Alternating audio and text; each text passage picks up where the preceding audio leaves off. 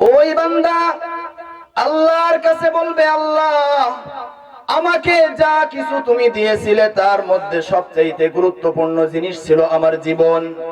একজন মানুষ তার জীবনের চাইতে আর মূল্যবান কিছুই হতে পারে না। কিছুদিন আগে এই ভূমিকম্পের সময় দেখেছেন, বাবা তার সন্তানকে রেখে চলে যাচ্ছে, স্কুলের শিক্ষক ছোট ছোট কোমলমতি শিশুদেরকে রেখে চলে যাচ্ছে, কারণ ওই সময় তার জীবন ছিল সবচেয়ে মূল্যবান। সে তার জীবনের মূল্য বুঝেছিল। সে মনে করেছিল আমি বেঁচে থাকে বাবার নাম, আমি না বাঁচলে আর কোনো লাভ হবে না। ওই বান্দা গর্ব করে আল্লাহর কাছে বলতে থাকবে, আল্লাহ আমাকে তুমি যেই জীবন দিয়েছিলে সেই মূল্যবান জীবন আমি তো তোমার রাস্তায় বিলিয়ে দিয়েছি, আমি শহীদ হয়ে গিয়েছি, সুতরাং আমার এই শাহাদাতকে আমি তোমার সামনে পেশ করতেছি। আল্লাহ বলবেন, কাযাবতা কাযাবতা, তুমি মিথ্যা বলছো, তুমি আমি আল্লাহর জন্য জিহাদ করো নাই, আমি আল্লাহর জন্য যুদ্ধ করো নাই, আমি আল্লাহর জন্য যুদ্ধ করো নাই, যুদ্ধ করেছো লিআইয়ুকালা হুয়া জারিউন, মানুষ বলবে ছিল বড় একজন বাহাদুর, বড় একজন বীর ছিল, এই কারণে তুমি যুদ্ধ করেছিলে। তুমি যুদ্ধ করলে মানুষ তোমাকে বীর মুক্তিযোদ্ধা বলবে, মানুষ তোমার সন্তান সন্তানাদিদেরকে বড় বড় বিল্ডিং বানাই দিবে, তাদেরকে অনেক বেশি ভাতা দিবে, অনেক টাকা কড়ি দিবে, সম্মান দিবে। তুমি যদি বেঁচে থাকো দুনিয়ায় তোমাকে অনেক সম্মান দেওয়া হবে, গাজীর উপাধি দেওয়া হবে, শুধু এই কারণে তুমি আমার রাস্তায় যুদ্ধ করেছিলে। আর এই যে উপকারটুকু, এই উপকার তো তুমি দুনিয়ায় থাকতেই ভোগ করে এসেছো, সুতরাং আমি আল্লাহর কাছে এখন আর কিছু নাই, যাও যাও জাহান্নামে চলে যাও। হাদিসের অংশের মধ্যে আছে যে তার মুখে বরে সরে বেঁধে লাগাম দিয়ে টেনে নিয়ে যাওয়া হবে জাহান্নামের মধ্যে। অথচ ওই ব্যক্তিটা শহীদ, সে আল্লাহর রাস্তায় যুদ্ধ করে জীবন দিয়ে দিয়েছে, কিন্তু তারপরেও তার এই শাহাদাত কোনো কাজে লাগতেছে না। কারণ কি? ইবাদতটা আল্লাহর জন্য হয়েছে নাকি হয় নাই? আলোচনা বুঝতে হবে, না বুঝে যদি খালি সুর শুনে আলোচনা করে চলে যায় লাভ নেই। এজন্য আলোচনা বুঝতে হবে। আপনারা সবাই একটু সজাগ থাকার চেষ্টা করবেন ইনশাআল্লাহ। এরপরে আল্লাহ তাআলা দ্বিতীয় আরেক ব্যক্তিকে ডেকে আনবেন। ওই ব্যক্তি হলো সাখী, অর্থাৎ দুনিয়ায় অনেক বড় দানশীল ছিল, অনেক বড় সমাজ সেবক ছিল, অনেক মসজিদ মাদ্রাসা নির্মাণ করেছে, অনেক ব্রিজ কালভার্ট বানিয়েছে, অনেক রাস্তাঘাট তৈরি করেছে। আল্লাহ তাআলা ওই ব্যক্তিকে ডেকে বলবেন যে তুমি আমার জন্য কি নিয়ে এসেছো? আমি আল্লাহ তাআলা তোমাকে এত নিয়ামত দিয়েছি, এত নিয়ামতের মাঝে রেখেছি, আমি আল্লাহ তাআলা নিয়ামত প্রাচুর্যতা পেয়ে আমল করে আমার জন্য তুমি কি নিয়ে এসেছো?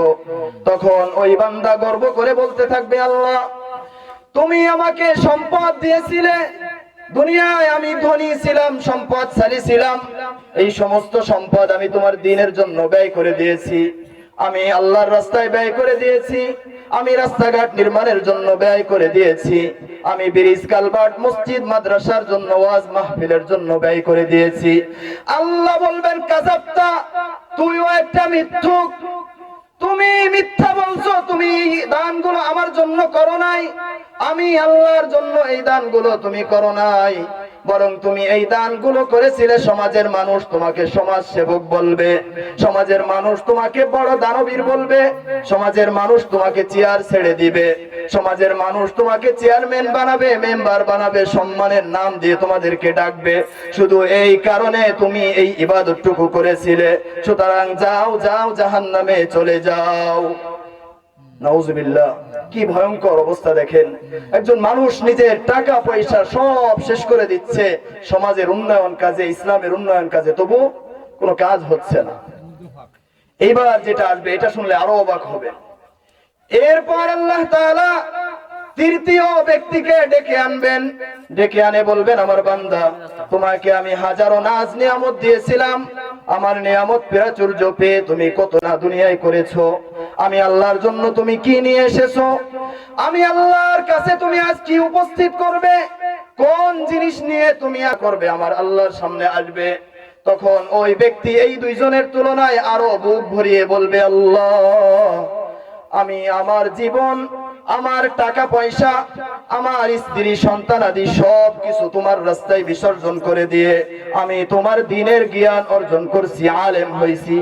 বলেন আলেম কথাটা একটু বুঝেন, আলেম কোনো সাধারণ জিনিস না। এই ব্যক্তি বলবে আল্লাহ আমি আলেম হয়েছি, আমি তোমার দ্বীনের জ্ঞান অর্জন করেছি, আমি বড় বড় জায়গায় বয়ান করতাম, মানুষ আমাকে অনেক সম্মান করত, মানুষ আমাকে সমাজে অনেক বড় মনে করত, অনেক কষ্ট করেছি এলেমের জন্য।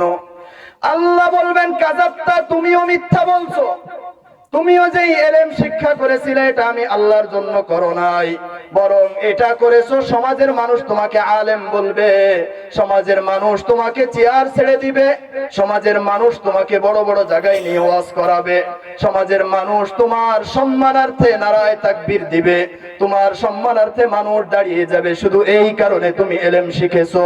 সুতরাং যাও যাও, তোমার এই এলেমের যে উপকারিতা ছিল তা তো তুমি দুনিয়ায় ভোগ করে এসেছো, সুতরাং এখন আমি আল্লাহর কাছে তোমার আর কোনো উপকারিতা বাকি নাই, কোনো প্রতিদান বাকি নাই, যাও যাও জাহান্নামে চলে যাও। তাহলে এবার বুঝেন হযরতে আবু হুরায়রা রাদিয়াল্লাহু তাআলা আনহু কেন বেহুশ হয়ে গিয়েছিলেন। কারণ সমাজের আলেম যদি ধরা খেয়ে যায়, সমাজের দানবীর ব্যক্তি যদি ধরা খেয়ে যায়, সমাজের শহীদ যদি ধরা খেয়ে যায়, আমরা কোথাকার কে? আমাদের আমল কত ক্ষুদ্র ছোট আমল, নামাজের বাহিরে হয়তো অনেকে নফল নামাজি আমরা পড়ি না, একটু জিকির করব আল্লাহর এটাও আমরা করি না, তাহলে আমাদের আমল কোথায় যাবে, কি হবে? এই জন্য ভালো করে বুঝেন মুসলিম শরীফের আরেকটা হাদিস, قال رسول الله صلى الله تعالى عليه وسلم إنما الأعمال بالنيات وإنما لكل امرئ ما نوى فمن كانت هجرته إلى الله ورسوله فهجرته إلى الله ورسوله ومن كانت هجرته إلى دنيا ليصيبها أو امرأة ينكحها فهجرته إلى ما هاجر إليه। আল্লাহর রাসূল সাল্লাল্লাহু আলাইহি ওয়াসাল্লাম মক্কা ভূমিতে আবির্ভূত হলেন। আল্লাহ তাআলা বিশ্বনবীকে কোথায় পাঠিয়েছিলেন? মক্কায়।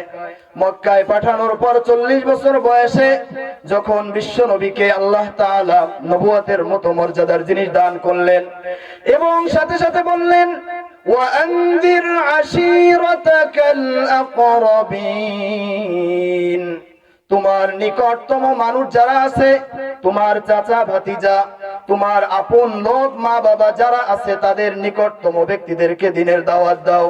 আমি আল্লাহ তাআলার ভয়ে ভীতি করো তাদেরকে, পরকালে তাদের জন্য জাহান্নামের শাস্তি ভোগ করতে হবে যদি ঈমান না মেনে নেয়, এই ভয় তাদেরকে দিতে থাকো। এই ভিত্তিতে বিশ্বনবী সাল্লাল্লাহু আলাইহি ওয়াসাল্লাম মক্কার সাফা নামক একটি পাহাড়ের চূড়ায় উঠে গেলেন। যারা হজ করতে গেছেন হয়তো দেখবেন মক্কার সাফা নামক বড় একটা পাহাড়, ওই পাহাড়ের চূড়ায় উঠে বিশ্বনবী ডাক দিলেন ইয়া সাবাহা, হে মক্কার সমস্ত লোকেরা, হে মক্কার সমস্ত সৈন্য দলেরা, নেতা কর্মীরা। এই ডাকগুলো দেওয়া হতো ওই সময় যখন বহিরাগত কোন শক্তি এসে আমাদের উপর আক্রমণ করবে। এই সময় যেই ব্যক্তি আগে দেখে ফেলতো ওই ব্যক্তি পাহাড়ের উপরে উঠে ডাক দিত ইয়া সাবাহা, হে মক্কার লোকেরা সবাই একত্রিত হও, সবাই একত্রিত হয়ে যাও। যখন সবাই চলে আসলো এক জায়গায় জড়ো হওয়ার পর রাসূল সাল্লাল্লাহু আলাইহি ওয়াসাল্লাম ভাষণ দিলেন যে আমি আল্লাহর পক্ষ থেকে রাসূল হয়ে এসেছি, আল্লাহ তাআলা আমাকে রাসূল বানিয়ে পাঠিয়েছেন, সুতরাং যদি তোমরা আমার কথা মেনে নাও তাহলে পরকালে তোমরা জান্নাতে যাবে, আর যদি আমার কথা প্রত্যাখ্যান করো তাহলে তোমাদের জন্য রয়েছে কঠিন শাস্তি। এত সকাল সকাল এইভাবে এত মানুষকে, বড় বড় সর্দার নেতা লিডারদেরকে ডেকে এনে রাসূল শুধু এই কথা যে আমি তোমাদের মধ্য থেকে একজন রাসূল, এই কথা বললে ওই কাফেরদের মেজাজ ঠিক থাকে? বলেন। রাসূলের চাচারা চিল্লায় বলতে লাগলো তাব্বাল লাকা সাইরাল ইয়াউম আলিহাযা জামাতানা ইয়া মুহাম্মদ, হে মুহাম্মদ তোর সারা দিন ধ্বংস হয়ে যাক, তুই ধ্বংস হ, শুধুমাত্র এই কারণে আমাদেরকে জমা করেছিস, শুধু এই কারণে আজ আমাদেরকে এখানে এনেছিস, শুধু এই কারণে আমাদেরকে এত সকাল সকাল ঘুম ভাঙালি। তখন মক্কার লোকেরা রাসূলের বিরোধিতা করা শুরু করলো। রাসূলের চাচারা, রাসূলের ভাতিজারা সবাই রাসূলের বিরোধিতায় মেতে উঠলো।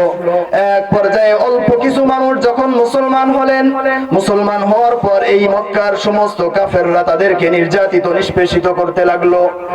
তখন আল্লাহর পক্ষ থেকে নির্দেশ হলো যে আপনার সাথীদেরকে আপনি মদিনায় হিজরত করে চলে যাইতে বলেন। ওই মদিনায় কিছু এমন বান্দা আছে যারা আপনাদেরকে নিরাপত্তা দান করবে। এই ভিত্তিতে বিশ্বনবীর সাহাবীরা সবাই মক্কা থেকে মদিনায় আস্তে আস্তে হিজরত করতে লাগলো। এবার আসেন মূল কথায়। এই হিজরতের সময় তাদের মধ্যে এক ব্যক্তি ছিল, এক সাহাবী ছিল। ওই সাহাবী মদিনার একটা মেয়ের প্রেমে আসক্ত ছিল। ওই মদিনার একটা মেয়েকে সে ভালোবাসে।